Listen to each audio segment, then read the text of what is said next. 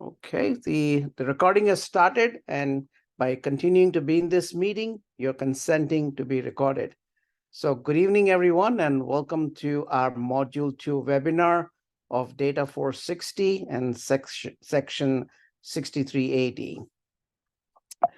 Okay, as soon as my screen starts working, I'm going to skip the meeting etiquettes again. I think we're still a small crowd here, and you pretty much know the rules. You've been behaving very well. And this has been the third webinar, so I'm not going to go through this list here. You know the drill. Since being a short crowd, small crowd here, feel free to be on the video or be on the camera. If if you have any questions, feel free to unmute yourself. And yeah, if there's distractions going on, you can mute it, but otherwise you can remain unmute.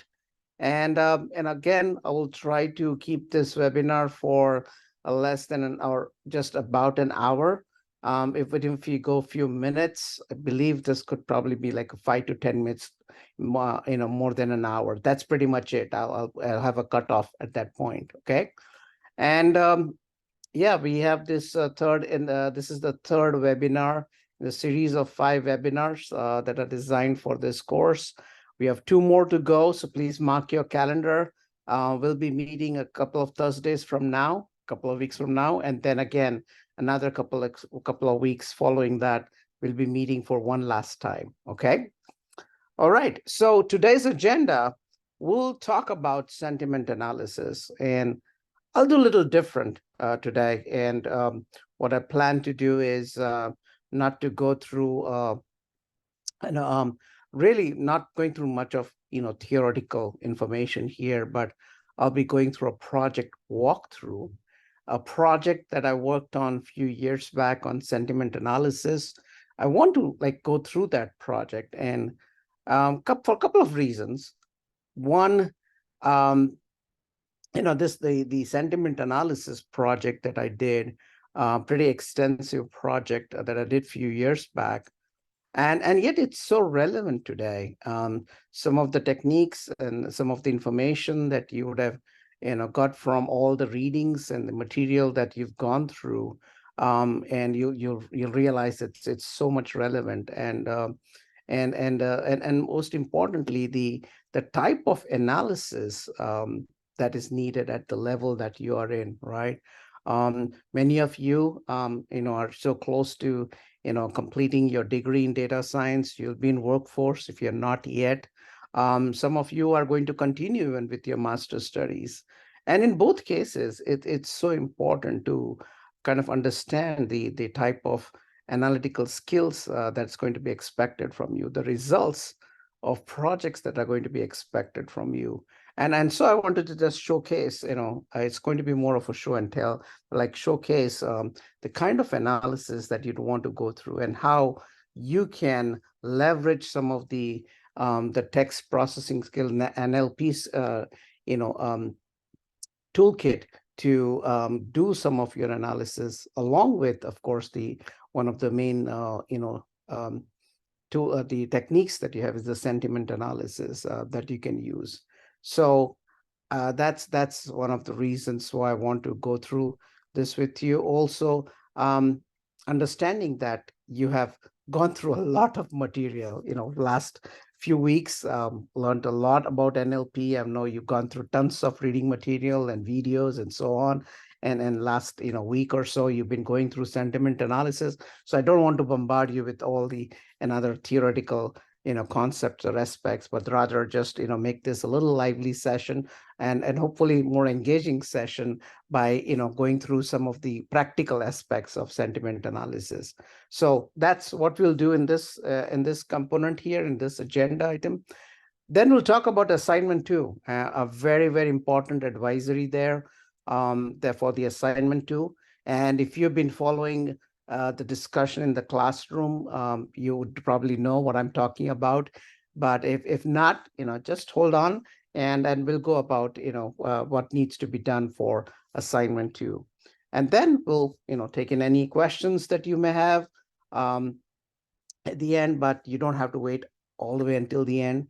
If there are questions in the middle, at any point in time, please feel free to unmute yourself and ask. Okay. All right. So before I go further into talking about or showcasing the project I was just talking about, a quick retrospective on the weeks gone by, last weeks 2 and 3. First and foremost, well done on your assignment 1. I think many of you are really taken to heart what is required here, the depth that is required.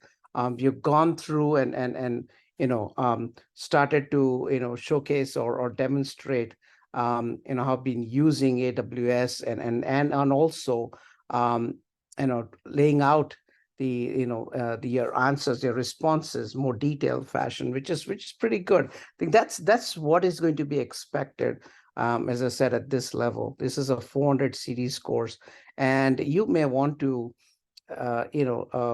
take it in the right spirit here and work on your assignments with that spirit of being at almost at a point where either you'll be kind of really demonstrating or really testing out and working on these skills, and when you're when you're in the workforce, or you may be going on for advanced degree in data science, where just doing what you're asked to do, especially in a master's degree, if you do what you're expected to do, you get a B. That's max, right? So you have to start working on and seeing what could you do, what could you add to your assignments, to your responses, that's going to differentiate you from your peers, from your classmates. And that's going to be important going forward.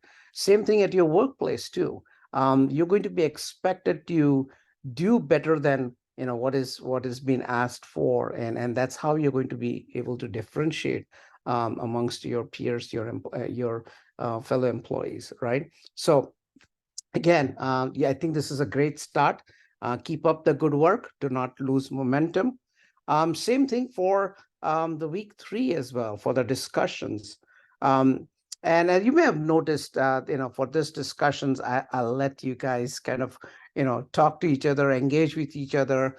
I did not chime in as much as I did in the week 1 discussions. I just wanted to set a kind of a template for you, an example of how you would want to respond to the initial postings of your classmates. And again, you've taken it to heart, and you've demonstrated that you understand what is required of you. And it's not just merely saying, hey, great job or a great post.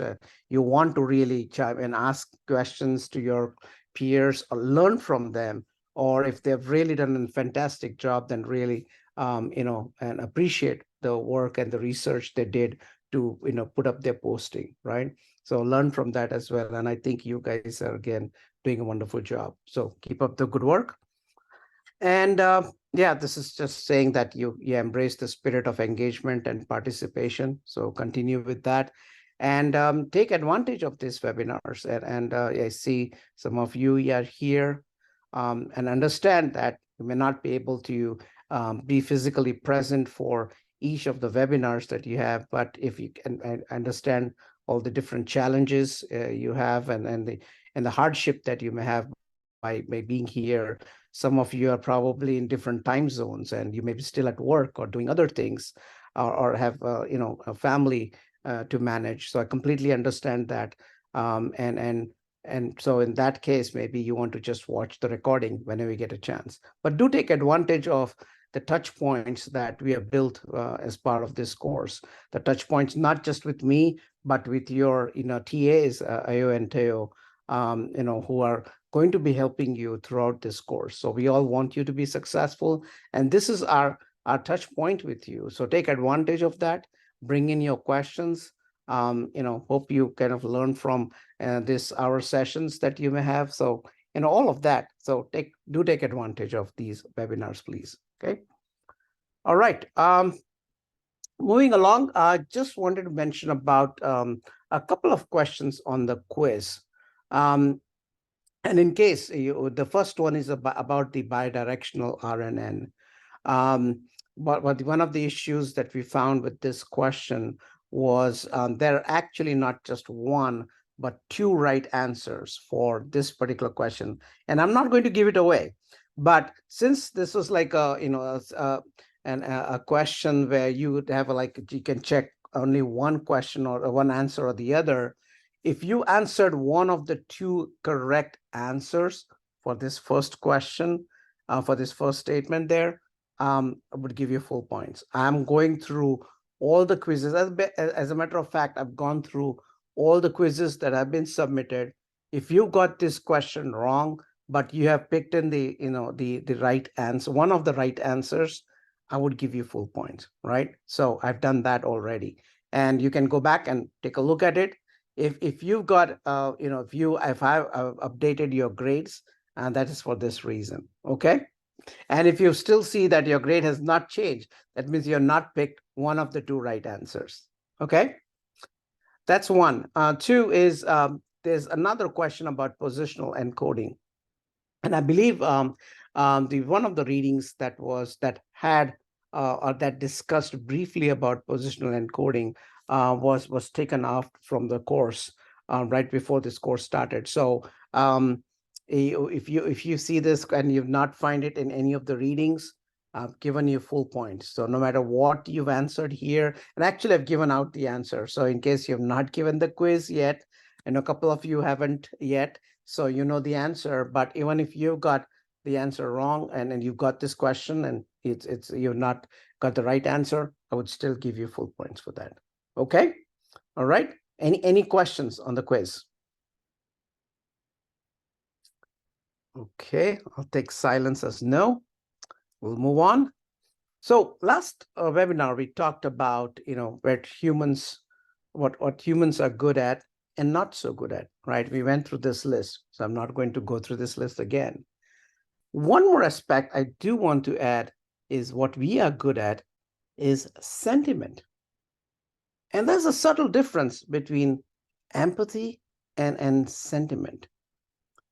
Empathy is identifying others' thoughts, situations, whereas sentiment is more personal, is your personal thought, is your personal response, your personal feeling to a situation or whatever it's in front of you, right? Or whatever data is presented to you, whatever situation is presented to you, your own opinion about what is out there in front. And that's sentiment, right?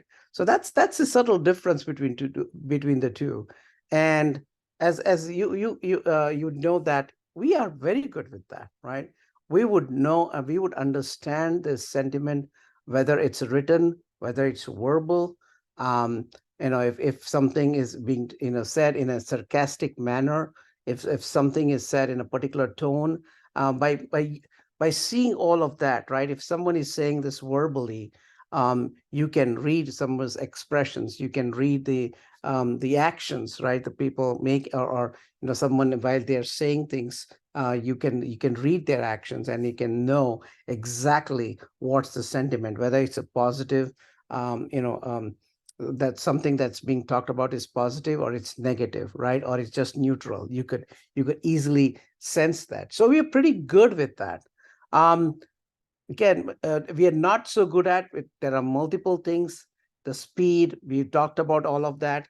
But again, we are good with sentiment. And if computers when we talked about artificial intelligence, it talked about it's going to be very important for computers to understand the language, right? Once our machines can get better at understanding the language and the tone and all of that, that's what is going to take them to being intelligent. And as you can see here with the LLMs, we're getting better and better and better at. But this has been going on for many, many years. And doing sentiment analysis, we do that today, is not new. It's been around for a long, long time. We did it in many different ways, of course, as time passed, and over time, we are getting better at that as well. We're getting at better techniques. We are understanding that. We're getting better tools and a lot of computing resources. And with lots and lots of data, we're definitely getting a lot of good accuracy with sentiment analysis, to a point that many companies by default apply this for a lot of reasons, right? So again, as much as we are better at sentiment, we are trying to do sentiment analysis as well with certain techniques within NLP that is also helping us as well to when there's a lot of data in hand, right? So the project that I was talking about and what I'm going to go through is a project that I worked on, almost 7 years back. Yeah, it's exactly almost 7 years back that I did this project on sentiment analysis, and I did it for presenting at a data science meetup. And when I took it on, I said, what would be the best way to really, work on the skills that I've kind of have gained or I've been working on from a sentiment analysis perspective, what different packages I can use and language I can use and so on. So I started to take on. And one of the important things that was happening that particular year, the year was 2016. One of the things that was happening during that year was you're getting into election. So we were going to elect a new president in 2016. So this is a project that I started in October, and I wanted to do in a run-up to this elections, wanted to look at and do sentiment analysis on some of the data from the social media. So that's a project I want to kind of take you through this, and it's going to be more show and tell. Don't want to get into a lot of details about the programming aspect or all that, but just purely from analysis perspective, what we are seeing, the intent here was to kind of see that what we are seeing on the social media, does it reflect or does it take us to the result? Is the result is the same as what we were seeing in the social media and the sentiment of the people? So that's what we were trying to map and see if that's accurate enough. So I want to take you through that, but in any way, this session or this project is not about, it's not politically oriented. I do not want this discussion to be political in any way. It's going to be very objective on the sentiment analysis. So please, I'm not going to get into any of that discussion and about taking any sides or taking of any sort. It's going to be purely objective. Okay, so let's keep it to that. So so the one of the social media data that I looked at was Twitter data, which is now called X, as you may already know. And one of the reasons is, as you know, X or Twitter has now more than 396 million users. So it's heavily used, despite the fact there are so many other social media platforms. Twitter is still one of the popular tools, and especially 7 years back, now talking 2016, Twitter was far more used and as a social media. I mean, today as well, I'm not saying it's not, but it was really a very important social media platform. Even today, there are more than 500 million tweets are sent. And 50% of tweets that we, and this as per the statistics, 20%, 50% of the tweets in 2020 came from Gen Z users. The users were so young, born between 1997 and 2012. So, they were really very young users of this. And US, has had the most or has the most X users or Twitter users, more than 77 million. And 18 to 35 years old account for 55% of the users. So you can see that it's heavily used by younger generation. But yeah, of course, there's this there's different generations that are using it, but there are a lot of young generation users as well. Most importantly, the reason for choosing this platform was because of its support and maturity. And the support meaning it had developed some APIs that it had made it available to public for using the data. The data was freely available for users on just using some of the APIs that were provided. So I thought, well, okay, this was the best thing I could do is just, this is free. And all I have to do is understand how I'm going to use the API and pull the data that I need, right? So some of the steps that were used in this project, first and foremost, I chose R and R Studio and Twitter for this particular project. Not being biased, not being that, R was the, but R was very popular. And I started my journey in data science very much using R. So I was very familiar with R. Um, Python was coming along, right? It was becoming popular, but it was not as popular as it is today. From data science perspective, right? It was getting the packages.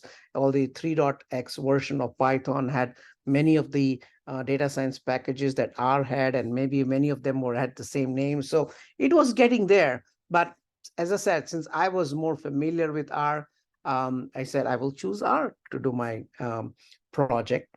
And so I installed some relevant packages. I established connection to Twitter from R, and I learned how to kind of pull the data from Twitter and kind of use the API. Now, there was some programming aspect there. Now, although, as I said, this data was freely available and people can use the API, there were certain constraints that that had to keep in mind. They used something called as throttling, meaning you could get only some amount of data for a very short period of time, and then it would stop you from using or getting any data. So you'll have to stop for a certain period of time and then again pull another batch of data. So you have to keep doing that. You have to keep throttling all along. So there was some programming aspect there to ensure that I can pull in the data. I can pull some of the old data that I may not have pulled because of the throttling and all of that. So there was some programming aspect that was involved, and but it was very exciting. I was kind of very happy to learn how to kind of or use some techniques that will kind of help me kick the program like every maybe keep it running entire day, sometimes even at nights, and ensure that I get all the tweets that I needed on a daily basis. So there was some of that involved here in gathering the tweets and reading that data. Cleaning was another important aspect, as many of you now know, while going through NLP, that there are certain techniques available, and some of them were applied for this as well. And finally, doing some text analysis and the sentiment analysis. So as you can see here, that the top portion or the majority of the project was spent on how to get the data, doing the data engineering, right? Pre-processing, cleaning it, and making it available, doing some of the analysis, and then get to the final stage, which is doing some sentiment analysis. So this data we collected for 39 days. I started to get the tweets from October 1st all the way leading on to the election day. So for 39 days, I collected the tweets. The number of tweets that were collected were total at the end were 141,000 tweets, which was a good amount of data, I thought. And no retweets. These were purely tweets. Now, each tweet could have been retweeted multiple times. As you can see, you can just keep retweeting it, or you can keep mark some of these tweets as favorites. You can do all of that. But what I I chose to do was only bring in the pure tweets and no duplicates, no retweets. The average number of tweets that I collected per day was around 1,670. The number of unique users that I found within this data was around 65,000 and 119 users or screen names that had tweeted these tweets. And so there was another set of data. This was an external set that for all these different users, I was able to get more information about the users itself. And about from 65,000 odd users that were their part of the data, I was able to gather some more information for at least almost 61,000 of them, and more information like location, where they are, and who are their friends, who are they not, so on. So some of that information was available again from X at that point in time.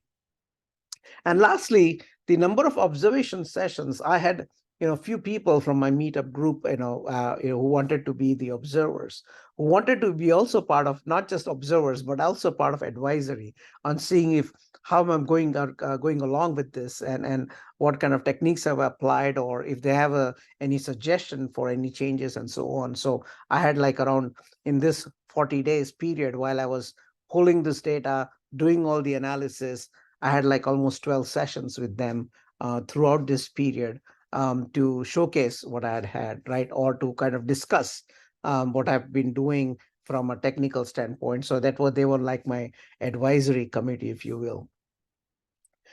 So at a glance, just to see, some of the things that were done as part of this project was first and foremost, as I mentioned, the tweet search and download. So there was a methodology that was developed, was completely developed new and for this project. It was brand new, something that I'm very proud of and excited at that point because it was kind of new for me, and gathering of tweets. I used API provided techniques to add the missed tweets. So there were times when, because of the throttling, I would kind of miss out on some of the tweets. And I had to kind of rerun with using some of the techniques to kind of pull those tweets that I may have missed. So it's pretty intense. But yeah, again, as I said, it was very fulfilling to go through this process. Then I did kind of statistical analysis, right? Candidate wise, looking at the data candidate wise, and looking at the average daily tweets and weekly and weekdays, and who are the users. So doing all that kind of statistical analysis that you have also learned along in your journey and in getting this data science degree or certification, doing the correlation analysis or the chi-square test and building density graphs for comparison. So once going through that, then doing some more text analysis, like, doing some data, which included data cleanup, doing the stemming, lemmatization, removal of sparse terms, and then doing terms frequency, doing associativity of words, doing topic modeling, doing clustering, and once after I've gone through all these different things, then getting into what I call the main part, which is the core, the heart of the project, which is sentiment analysis, where, again, I got involved with building a dictionary, a lexicon, looking at all the different lexicons that were available, the dictionaries that were available. Today, you freely find things that are really very mature, and dictionaries are available to you. There are packages available to you that you use. 7 years back, there were things that are available, but not as much as they are available today. The resources were a little sparse than what they were, that they are today. So, but again, that helped to kind of understand how you could build lexicons, how you could build dictionaries, and use it. Then did sentiment analysis. I think I did almost like 7 to 8 different types of analysis. And I think what I have here, for in interest of time, maybe we'll go through 5 or 6 different sentiment analysis, like for unigrams based sentiment analysis, exclamation based, and then, you looking at the polarity, looking at the emotions. So all of that kind of sentiment analysis. So, gone through a full gamut here of things and techniques to do a full on kind of a text and sentiment analysis here. Okay. So before I go further, any questions on what I've gone through thus far? Is everybody tracking with me? Okay. All right. I'll take silence as no. And after things like you guys are, I'm sorry, as yes, and you guys are tracking with me and you all are still awake. So thank you. Okay. So the data that was downloaded, right? These are all the different columns. What was, each row had multiple columns in them that was downloaded. It had a search string. Search string was something that I added that as part of every record that I would pull in, because the record was pulled in based on, whether this tweet was for Donald Trump. I would search for, okay, get me all the tweets that has Donald Trump in it. Get me all the tweets that has, Hillary Clinton in it, and it would pull in data. So I would just add, based on that search, if I search it through, Donald Trump, I would add the Donald Trump as the search string in that particular row and the column of that row. So that was one particular row. And then the rest was coming directly from Twitter or X, like what was the text, whether it was a favorited tweet, how many times it has been favorited, how many times it has been retweeted, who's created it, who's, if there was any truncation for the tweet that happened, what was the screen name, and so on. So it would give me all that information that it could get for every tweet. And remember, there was no retweets. You could have only original tweet, but original tweet would tell me how many times it has been retweeted. So my main goal was not to get any duplicate tweets. You can get only one tweet, and that, have how many times it has been retweeted. That's fine. Okay. So that was the goal. That's the reason why there were only 141,000 records, total tweets that were collected. Otherwise, this would have been millions of records, because how many times each of the tweets could be retweeted, multiple times, hundreds of times, and thousands of times it could get retweeted. Okay. So first and foremost, you want to look at, okay, I wanted to see, okay, just want to look at the data. What is the data like? Is it filled with all information, or is it filled with, there's some gaps within the data? So, used one of the packages within R to kind of take a holistic view of the data, just a quick glance. Tell me if there are gaps or holes in the data. And what I'm showing here, just for the sake of, displaying here, or a chart that could be meaningful here, looking at only 50 records here, but this chart was really looked at for the 141,000 records to see which are the columns. As you can see, the x-axis is all the different columns there, and then what you see on the y-axis are the number of tweets there. And as you can see here, the red indicates there's a gap in the data, green indicates no gap in data. So for most of the columns on the right, they were all fine. They were filled with data. But some of the columns, like latitude, longitude, reply to, some of those columns were most of the data was not even available. So I wasn't sure. I would not even use that. I don't think I used those columns at all for my analysis, because it did not make sense. There was huge gap. There was absolutely no data. So this kind of view gave me an idea of what I should include in my model building or in analysis, and what I should not. Okay, so that was my first one. My second chart was looking at the variation of data within each of the columns. Like, for example, you see here the very first bar there is about it's a search string column, search.str column, and you can see two colors in that first bar. And it says that in the first bar, the half of them were it shows as Donald Trump or Hillary Clinton, and the other half is Donald Trump, meaning there were only two columns, and there could be only two values in that particular column for all the tweets there. Again, it's showing you the different variation. Some have only single color, like truncated had single color, meaning there was only single value in all the records there. Again, it's giving you an idea of which columns you may want to really make use of in your analysis. How good is truncated column going to be to you if it only has one single value in all the records?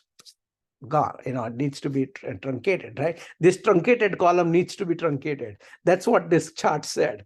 Then other columns that you see are all the different variations, right? There was multiple colors in there, indicating there are a lot of variation in the data, which is good.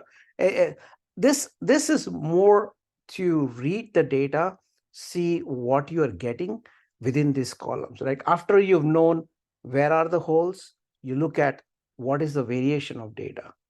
And all these charts are created, and all the charts that you'll see in the future slides too, they were all created through some packages within R at that point. And now they may be all available within Python as well.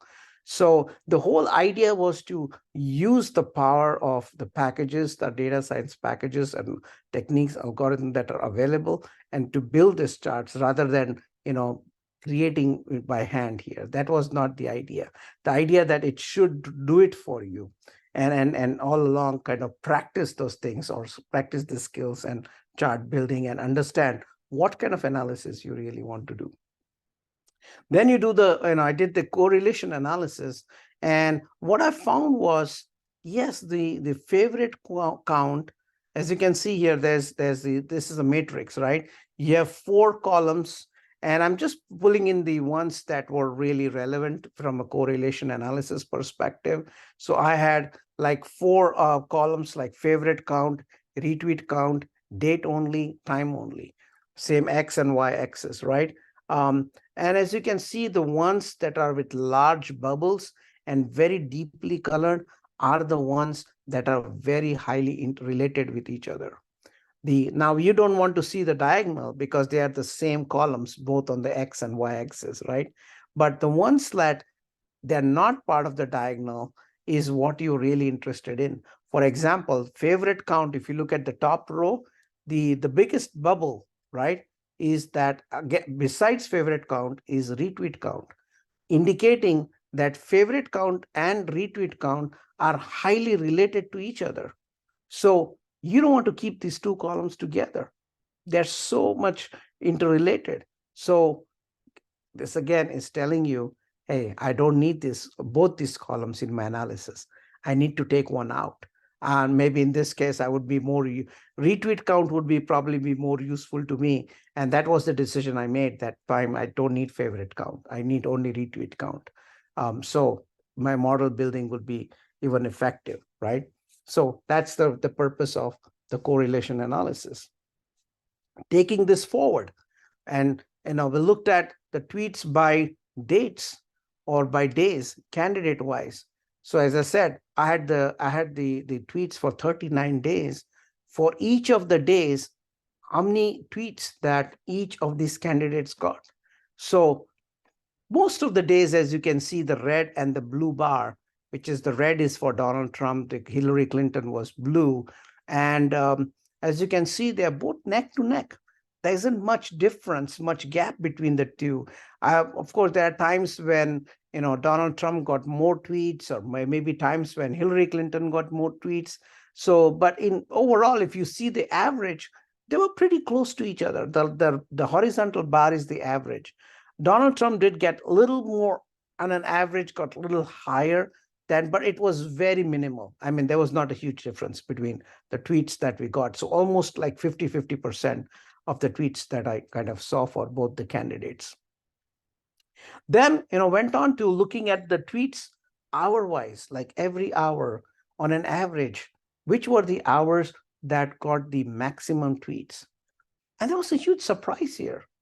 You would think that when I first, before I even got to this analysis, I thought maybe probably I'll see more tweets in the evening hours, where people are like come back from work, from school, and they're tweeting each other, or maybe during the day when, young generation, maybe students, they're done for the day, like maybe in the afternoon, and you'll see.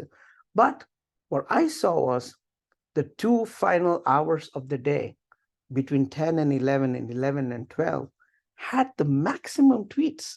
So I don't know, I didn't want to raise any suspicion at that point, but I started wondering why are the tweets coming in so late in the day? Are they coming in from outside US? But that should not be much of interest there. This is a US election, so I expected the tweets from US. And if so, people are just tweeting so late. But again, not going into any political discussion, any controversial discussion here, just looking at the data, we saw that the last hour, that between 10 and 11, Hillary Clinton had more tweets. And again, the tweets were pretty high. Number of tweets, if you see, 3,000 tweets. And these are pure tweets we're talking about, not retweets, pure tweets, 3,000 on an average, and of them coming in at the hour from between 10 and 11 at night. 11 and 12 at night, Donald Trump gets the highest number of tweets, almost up to 5,000. You're like, whoa, who's doing what's going on here? Anyway, taking it objectively, it is what it is. This is what the data was showing us. So it's good for analysis, kind of thinking about it, like what is happening here? Why is we seeing this? Then we went into looking at, okay, fine, we are seeing all these data. Let's look at how many of these data had retweet count, like how many of these tweets had been retweeted or were being retweeted. So when we look at all the tweets from October through November, like the top chart is the density, looking at the proportion of tweets versus retweets.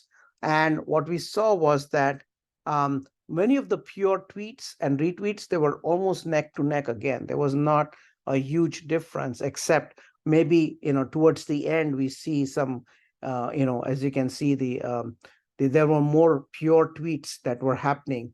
But again, not a huge difference between what were pure tweets and what was being retweeted. But we looked at the proportion of the tweets that were going on during a day, during each day, and during the last hour, during the final 2 hours of the day. So this was just, again, doing some more analysis of what was really going on and looking at the data.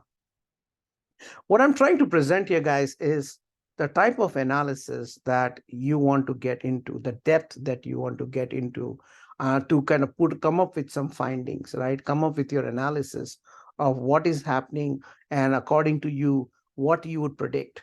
What you're seeing here, the charts, is purely based on one particular platform, the data from one platform. And the reason for doing this was seeing if you could come up with this kind of a data and charts. There are media outlets there that do all this, exit polls and all that. And how do they come up with that prediction? They're probably looking at the data, and maybe much more data than you.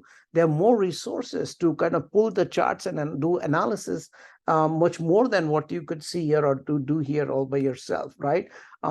So having all that resources, that's how they're coming up with exit polls. And some of them come up with such accurate, predictions. Wow. And that's one of the reasons I got kind of interested in seeing, okay, how do they get to it, right? And is it really true? Are they really looking at the data and making sense out of it? And to an extent, like, this is kind of telling you that, yes, it's kind of true. Like, you could also look at things like this and come up with your own analysis and prediction. So again, coming back to what you're seeing here is the tweets, the day of the week, like how many tweets were there for, Donald Trump is on the left and you have Hillary Clinton on the right. The colors of the bars were just the threshold of the tweets. Like the blue indicates that on a given day, or maybe on a Sunday, you would have almost like, 11,000, 10 to 10,500 tweets. That was the threshold for the blue colored bars. The purple colored, the pink colored, the dark pink colored bar is probably the highest. That was probably on Mondays that you would see that Donald Trump would have the highest number of tweets there. But there's no other purple bar indicating that Mondays was the day that Donald Trump got the highest number of tweets, which is odd. And I don't know what it is. But anyway, I'm just going by what the data was telling us. The data was telling us that Hillary Clinton, probably, as you can see, the bars were pretty, even across the entire week, pretty much neck to neck. The number of tweets, the average would not go too high. So looking at the tweets on the day of the week, what is the average number of tweets that each of these candidates got? The other surprise analysis that I was able to do was number of tweets by device. Like when I looked at where was these tweets coming from? Very surprising to see that the maximum tweets came from web, like from a browser. Like people were using computer, and that was little suspicious. I was really, this was a little surprising, little shocking to me. I thought Twitter would be something like it'd be coming more from your phones, right? From your iPhones, Android phones, whatever smartphones people would be using, they would be tweeting it. But seeing that most of the tweets came from the web client was a surprising. That raised some suspicion for me as to where are these tweets generated from. Are they really generated by individuals, or by companies, corporates. I don't know. But anyway, it is what it is. Looked at, a word cloud, not my favorite chart in any way, but, people still use it. It's still a fancy chart. And it's kind of shows what all the different words. I didn't see much value to it, except for seeing some of the words, because it does nothing actionable from here. There's not much you can derive except for seeing, oh, maybe there's one word that has got some more, it has been repeated multiple times within a tweet, or how much multiple times, like maybe all day politics was there in many tweets, or alien Trump was there in multiple tweets. I mean, that's pretty much what I kind of saw in there. Then another, so just use some different packages or techniques to build the word cloud. Did a word cloud for Clinton, did a word cloud for Trump, and then looked at different screen names, 21 screen names, and this was another surprising chart, which had like 21 of the top 25, or even if the top 50 screen names that I looked at. If you see all the different names on the y-axis, you see that many of these are really not individuals, but appear to be like media outlets or maybe corporates that have been this feed. So it tied up with the previous chart that you saw, where most of the tweets were coming from a computer, from a web client, meaning from a computer, or maybe from a browser, that people were going in and logging into the browser. Maybe even if their phone, they may be going to a browser, who knows? But it was coming from this media, or from this company, corporates here, or groups, really, like All Day Politics, Trump Feeds, Nation Politic, Trump Dev, or Alien Trump. Some of these names, or maybe they're individuals, but many of the names in the top 50, there were hardly any individual names. They were mostly corporates that were involved with the number of tweets that were sent out. We looked at the network of people, like the tweets and the retweets and people mentioning certain names. How are they kind of connected? We looked at some of these connections. So I used a package to build a network from all these different users and how they're connected, how they're friends with each other. And I said, okay, based on that, let me build a network chart. So I built a network chart. I also looked at which were the users that were tweeting the most, like having the most followers and having the most friends. So make those clusters. As you can see in this particular chart, you have all the followers on the x-axis, the number of followers on the x-axis, and a number of friends on the y-axis. By the way, this was the log of followers and log of friends. They're not really the exact number. So when you see there number 8 or number 10, it is the log of a particular large number. That's that number there. Okay, so it's a log of followers count and log of friends count, because each of these users has got hundreds of friends and hundreds of followers. So if you see here, the blue chart is the one that had the maximum. They were like the ones, they were people, influencers, you could call the influencers group, that had the highest number of followers and highest number of friends in that particular quadrant. Okay, so then started to get into more of the NLP kind of based analysis, like looking at the topmost terms, like which are all the terms that were seen, the top 25 terms for Clinton, look at the top 25 terms for Trump. So that was getting into now more into the text processing, into the NLP world, if you will. Getting into seeing the associativity of words, and I took the associativity, as kept it as 15%, and I just took in few words. Didn't want to, as you can see, for those many tweets, there would have been a bigger chart here. So just condense these charts here for readability purposes here, and to produce it here. But as you can see, some of the words, how they were interrelated with how they're associated, that they almost like 15% of like a word like lie would be associated with debate, or Donald would be associated with AMP, and email would be associated with campaign, and so on. FBI would be strongly associated with email. You see FBI and email. The reason you see in a different color for those two words is the number of times that they've appeared together within the tweets, and the number of tweets that had these two words in them. So especially towards the end of the campaign, there were more of the FBI and emails, this whole thing that had kind of blown out of proportion for Hillary Clinton.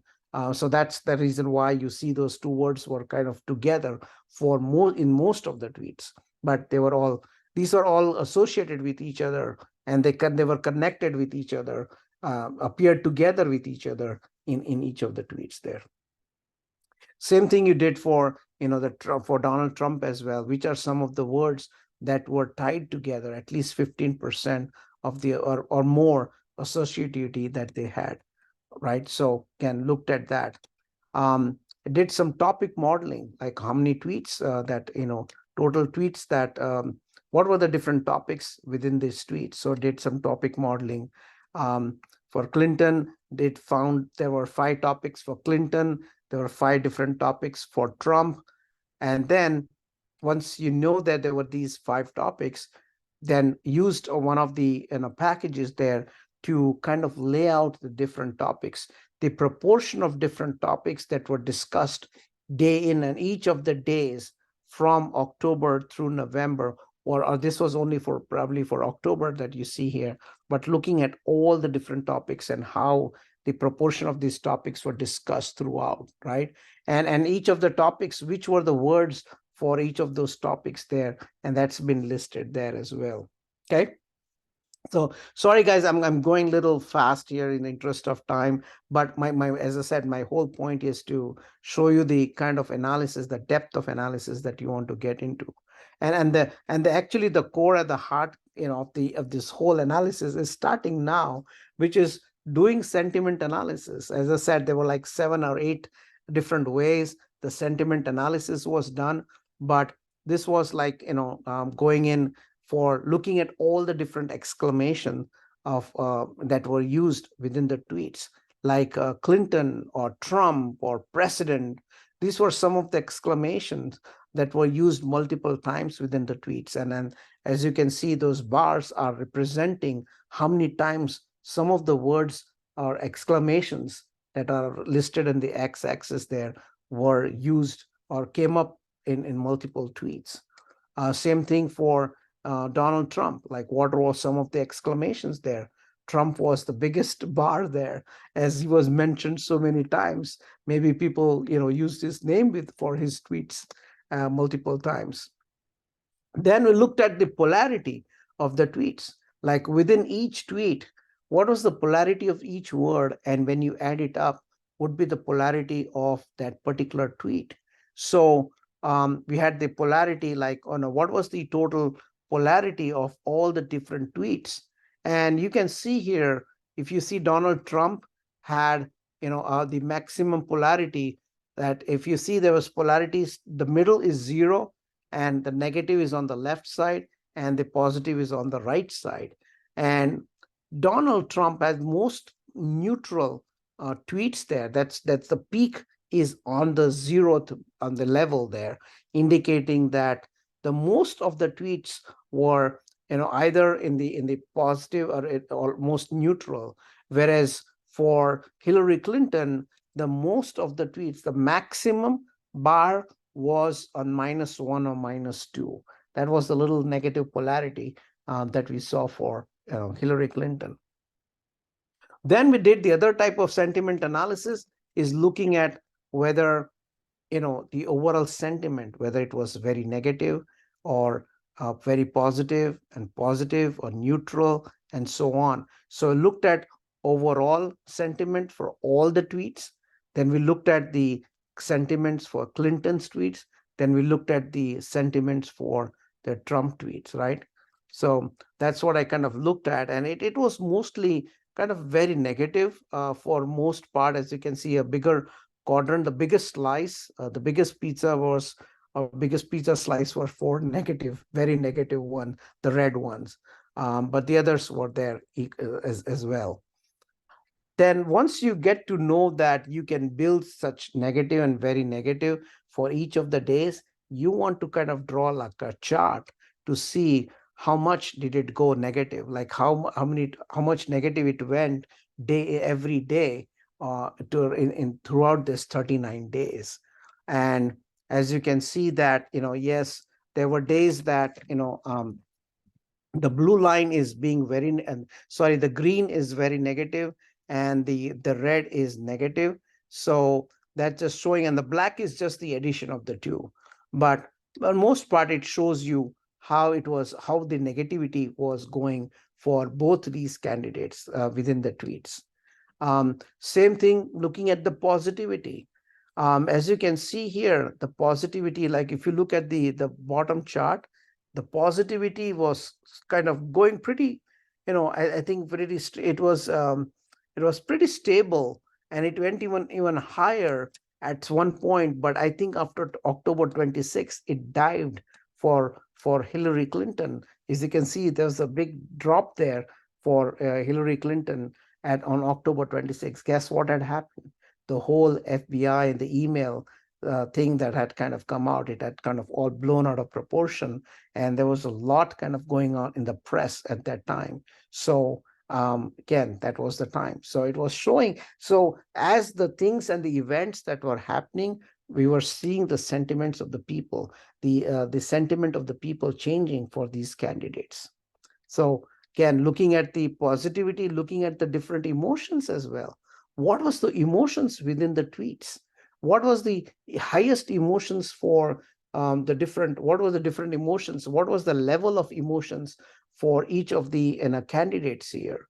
As you can see, trust was one of the biggest emotion that was demonstrated in Clinton tweets, whereas for the Trump tweets, the biggest emotion was surprise, right? So these were all, again, they were using some of the packages within R that were available there to kind of run through all these different emotions.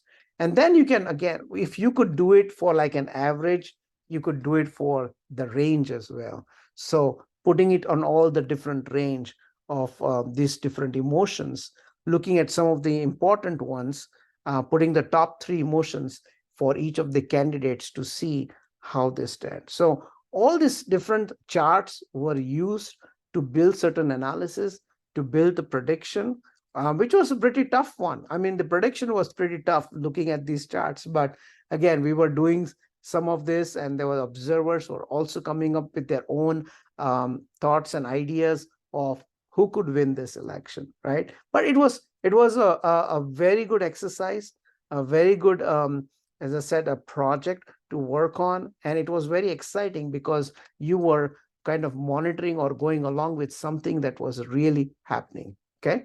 So I know we've come exactly at the bottom of the hour, and exactly an hour. Can you guys stay in for 10 more minutes? I think I'm done with the project walkthrough. I'm going to go into assignment 2, which shouldn't take more than 10 minutes. Are you guys okay to continue for 10 more minutes? Okay. All right. I see the answer is yes. So thank you. But just before I leave this topic again, just some food for thought. Think about all these questions. How do you take your learning about sentiment analysis forward? What is your plan to practice the knowledge and skills you have learned during this week? Have you researched areas to find text data sets for practicing your skills? So please think about it, right? And you want to just keep working on the skills, the knowledge that you've gained. Think about practicing it. And that's how you are going to be able to retain this knowledge and skills that you're gaining here.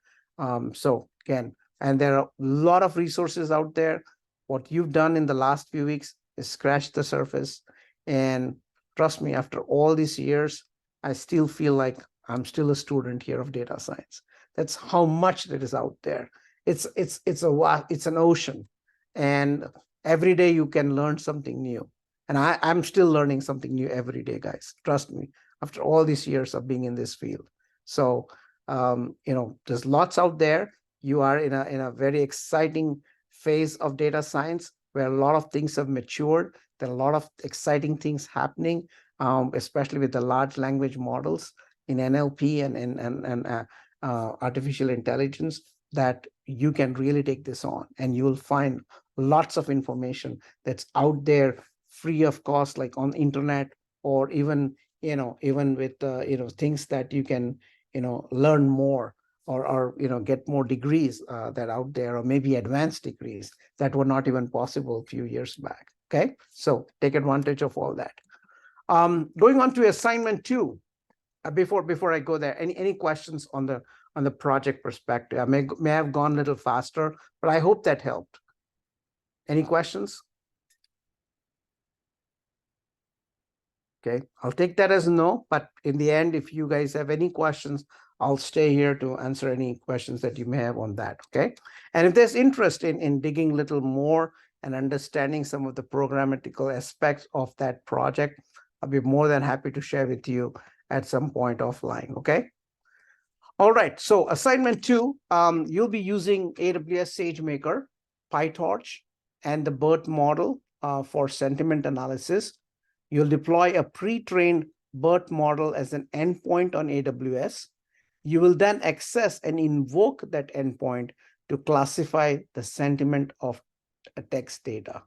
And again, the rubric is there as part of the assignment instructions.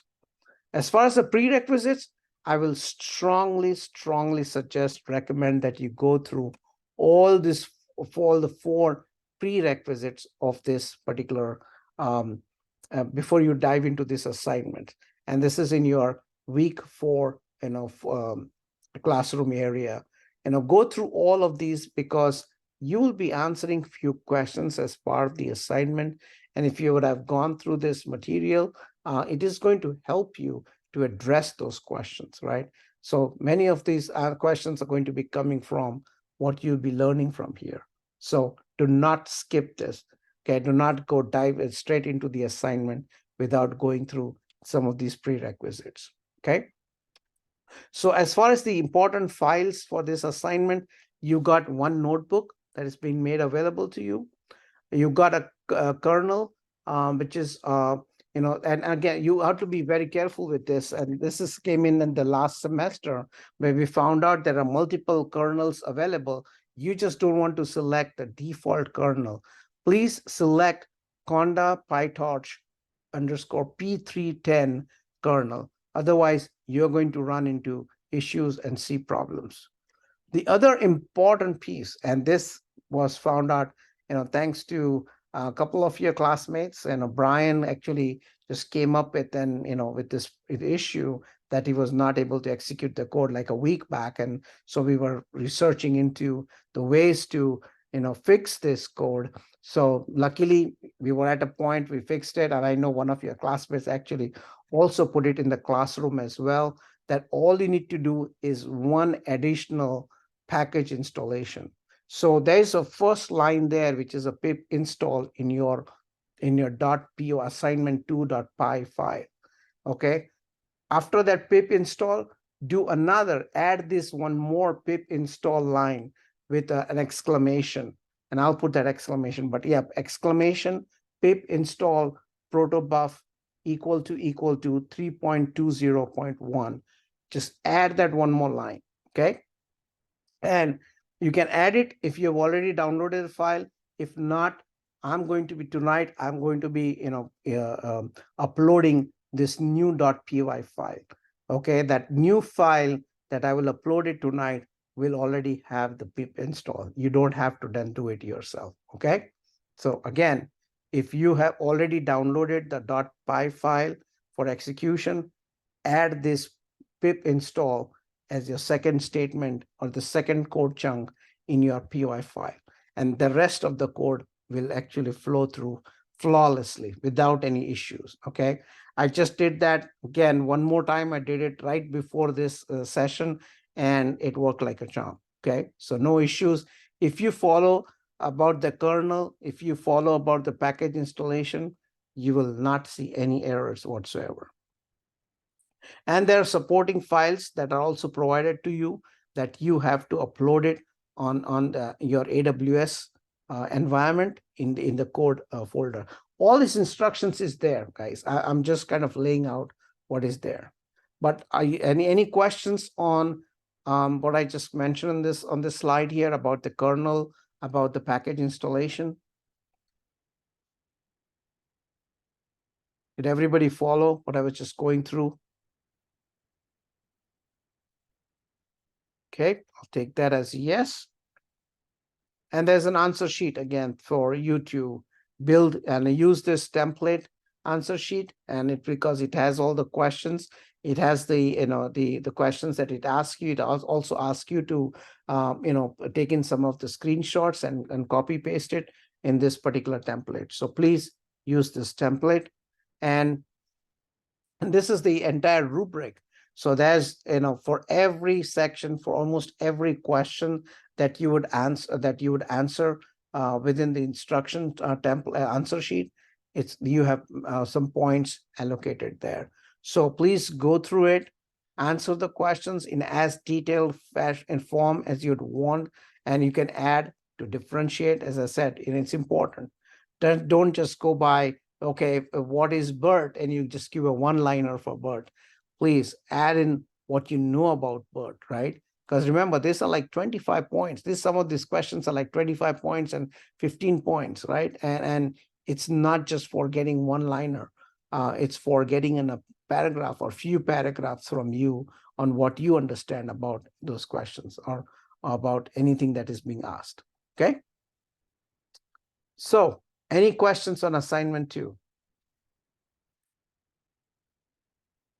Or any other questions about assignment, what we went through today, on sentiment analysis, course in general?